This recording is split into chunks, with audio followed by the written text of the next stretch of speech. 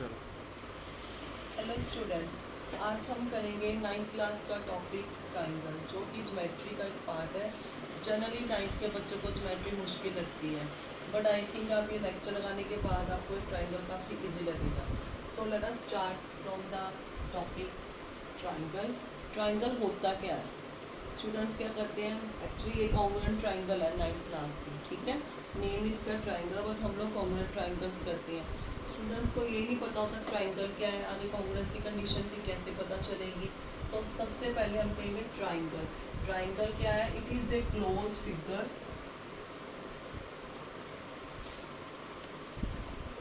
Having 3 sides. वो एक one figure जिसकी 3 साइड्स होंगी, उसको हम ट्राइंगल बोलेंगे। आप जनरली स्टूडेंट से पूछते हो व्हाट इज ट्राइंगल, बोलेंगे 3 साइड फिगर को हम ट्राइंगल बोलते हैं। This is not a triangle. इसकी भी 3 साइड्स है, बट ये ट्राइंगल नहीं है। This is not a triangle, ये ट्राइंगल नहीं है। According to definition, close side figure having 3 sides is called triangle. So जो ट्राइंगल्स हैं, अब आप देख रहे हो इस ट्राइंगल में, ट्राइंगल्स के कितने पार्ट्स हैं? 3 पार्ट्स हैं, 3 साइड्स एंड 3 एंगल्स। एक ट्राइंगल कितने एलिमेंट्स हो गए हमारे पास? 6 एलिमेंट्स हो गए, 3 साइड्स एंड 3 एंगल्स। फर्दर इसके बाद मैं आपको बताती हूँ। हाँ जी, हमने अब करना है कॉन्ग्रुएंट ट्राइंगल्स। तो उससे पहले हम देखेंगे कॉन्ग्रुएंट का मतलब क्या है, क्या होता है कॉन्ग्रुएंट फिगर्स। कॉन्ग्रुएंट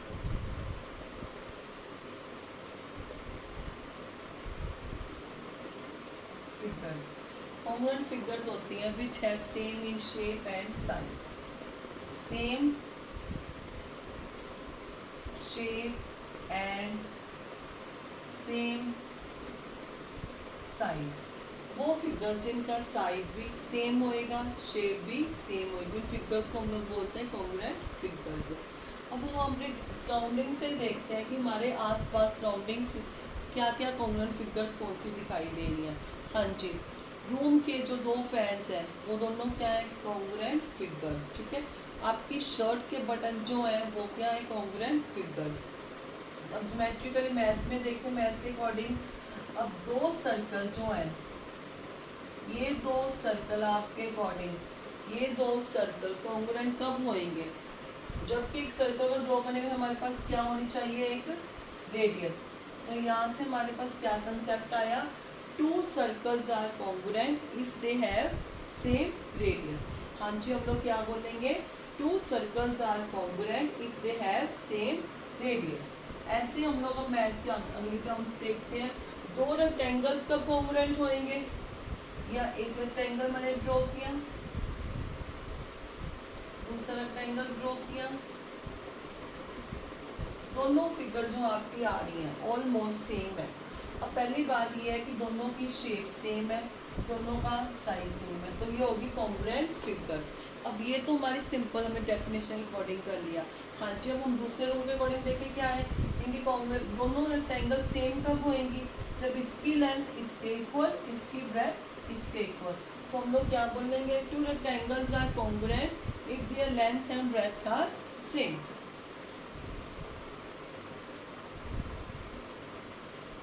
अब हम लोगों ने टॉपिक डिस्कस करना है ट्राइंगल। सो हमारे पास क्या आएगा? ये जो 2 ट्राइंगल्स हैं,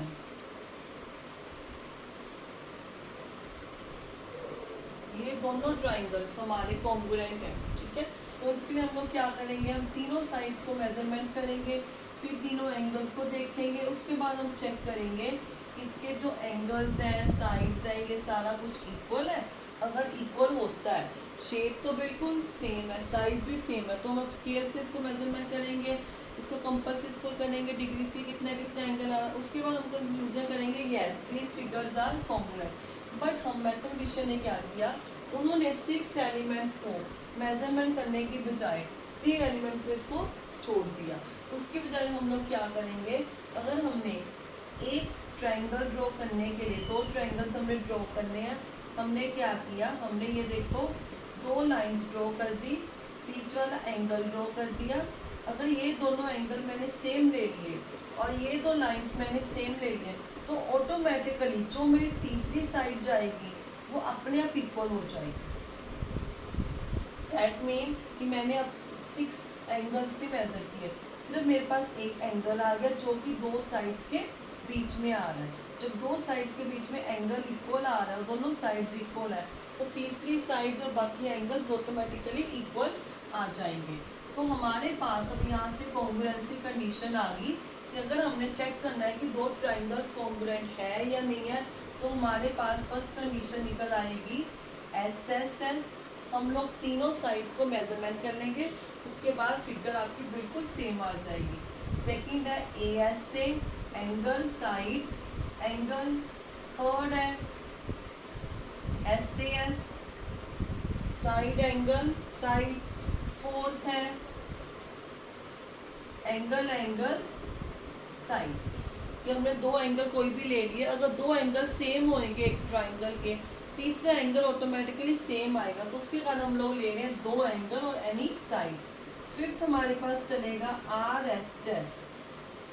RHS का मतलब राइट एंगल, हाइपोटेन्यूज और साइड। जैसे कि ये देखो, मैंने ये एंगल ले लिया, ये ट्राइंगल लिया, राइट एंगल ट्राइंगल। अब इसमें मेरी क्या इक्वल आनी चाहिए, राइट एंगल तो दोनों का इक्वल आ गया। हाइपोटेन्यूज, ये चीज़ मेरी इसके इक्वल होनी चाहिए, और एनी साइड, ये साइड मेरी इसके इक्वल चलेगी या इसके भी।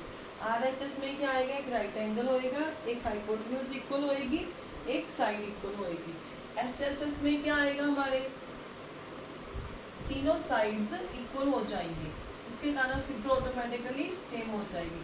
सिमिलरली हम इसकी बात करेंगे। अब यहाँ पर मैं दोबारा से बता रही हूँ, कॉन्ग्रुएंट फिगर्स के लिए हमारे पास कौन सी कॉन्ग्रुएंसी आ जाएगी, SSS, angle side angle, SAS, angle angle side, and RHS।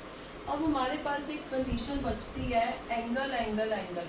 हम लोग वो क्यों नहीं यूज़ करते, हम लोग जबकि साइड ट्रिपल साइड यूज़ कर रहे हैं, तो मैं ट्रिपल एंगल क्यों नहीं यूज़ कर। अब ये बात आती है कि हम लोग ट्रिपल एंगल की कॉन्ग्रुएंसी क्यों नहीं यूज़ करते। उसका रीज़न ये है कि इक्विलेटरल ट्राइंगल आपके पास एक एग्जांपल आएगी।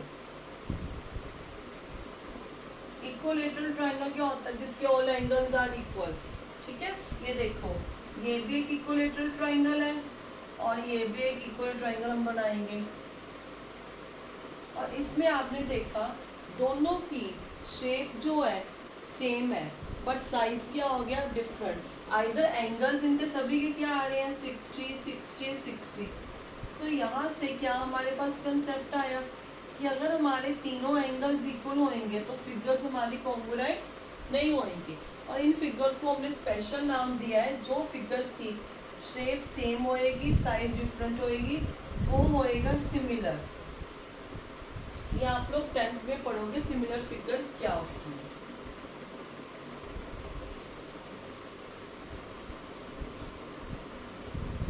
इस चैप्टर में बच्चों को ये प्रॉब्लम आती है कि उनको ये नहीं पता चलता कि हमने कौन सी कंडीशन कहाँ पे लगानी है। आज हम उसकी प्रैक्टिस करेंगे, उसके बाद आपको सारा ये क्लियर हो जाएगा कि हमने क्या क्या इसमें कहाँ पे कंडीशन कौन सी लगानी है।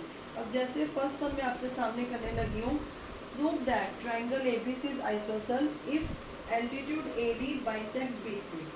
हमारे पास क्वेश्चन है,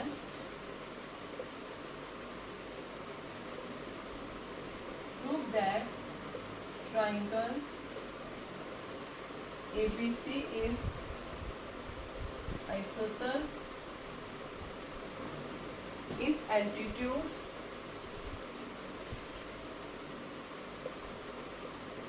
AD bisect BC। हाँ जी, अब ये देखिए इसमें क्या है सोल्यूशन। हमारे पास ट्राइंगल ABC आइसोसेल ट्राइंगल है।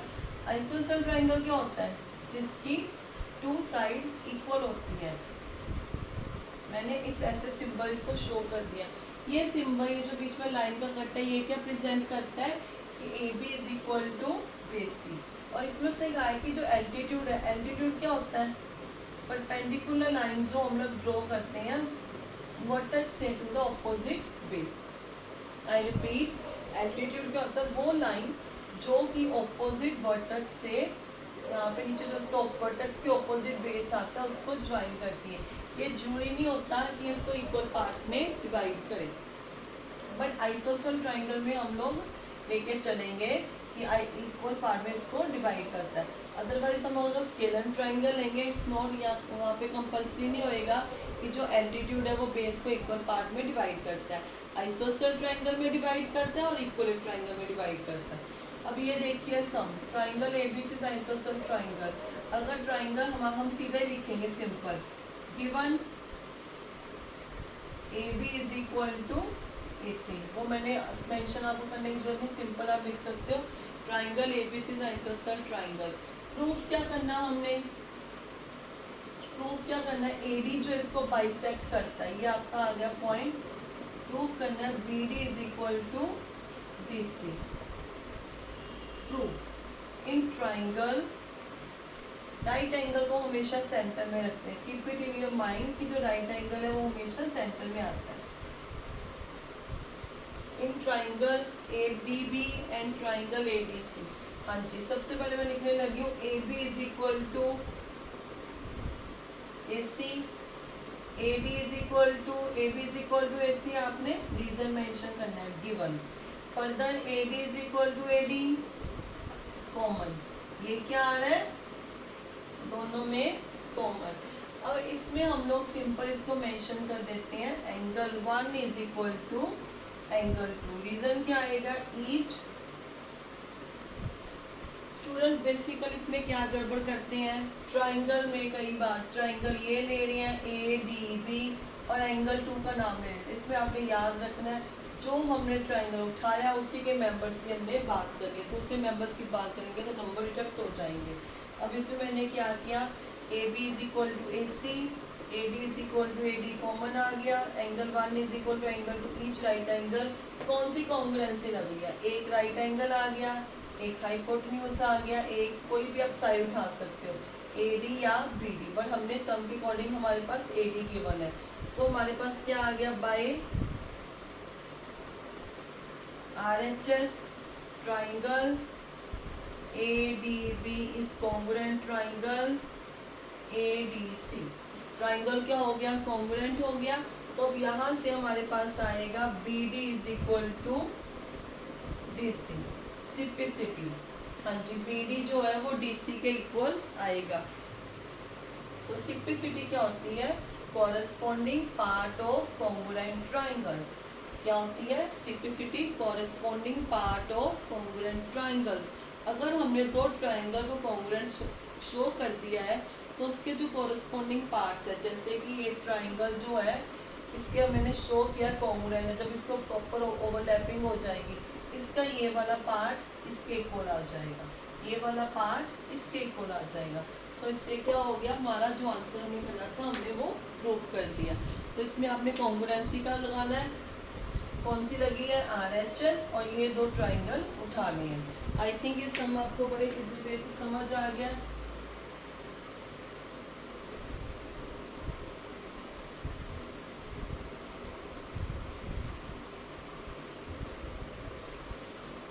फर्दर हम नेक्स्ट क्वेश्चन करेंगे।